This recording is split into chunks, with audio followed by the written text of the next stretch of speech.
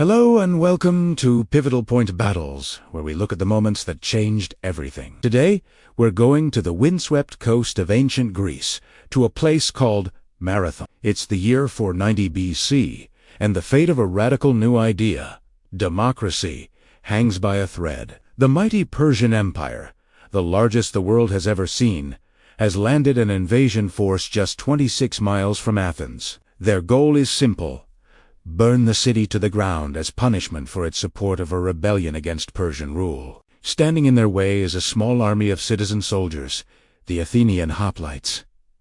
These men aren't professional warriors. They are farmers, potters, and stonemasons who have dropped their tools to pick up shields and spears. They are heavily outnumbered, facing an enemy renowned for its cavalry and its seemingly endless volleys of arrows.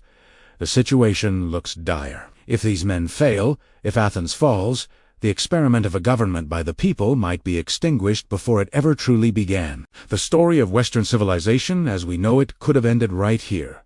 On this dusty plain, the Athenians march out and position themselves to block the main roads leading from the Bay of Marathon to their city. For days, an unnerving standoff ensues.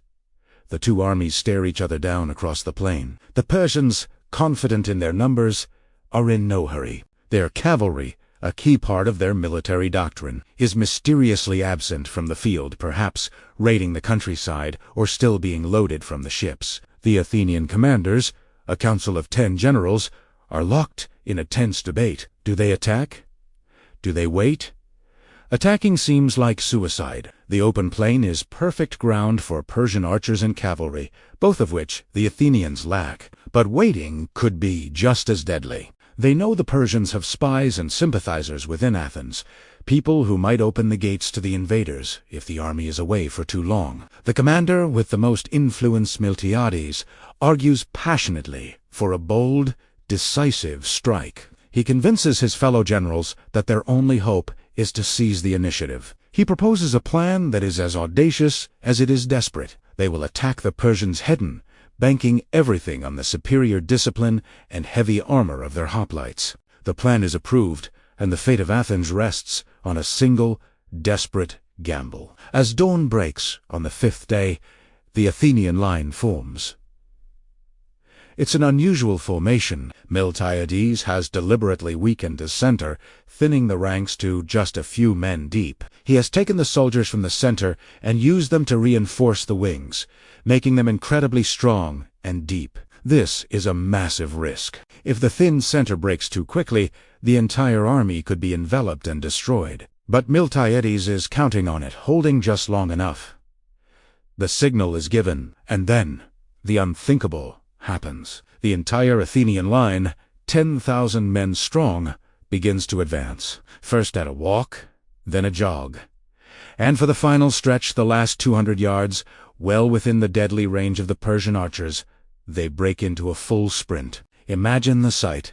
Thousands of men in bronze armor, weighing over 50 pounds each, charging at full speed, shields locked, spears leveled, roaring a battle cry. It was a spectacle of terrifying discipline and courage, something the Persians had never seen before. Their archers, caught off guard by the speed of the advance, only had time for 1 or 2 volleys, most of which glanced harmlessly off the Athenians' heavy shields and helmets. The impact is devastating. The Greek hoplites slam into the Persian front line with the force of a tidal wave. The lightly armored Persians in the center are initially pushed back, but due to their superior numbers, they begin to push the weak Athenian center backward.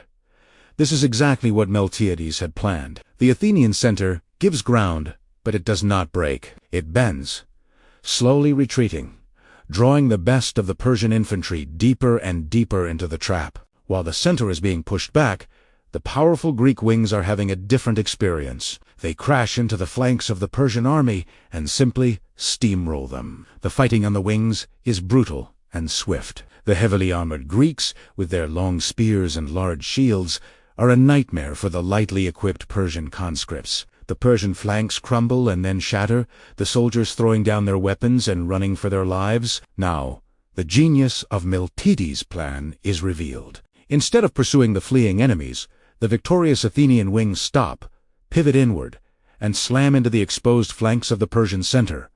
The trap has snapped shut. The Persian troops, who had been so confidently pushing forward now, find themselves attacked from three sides.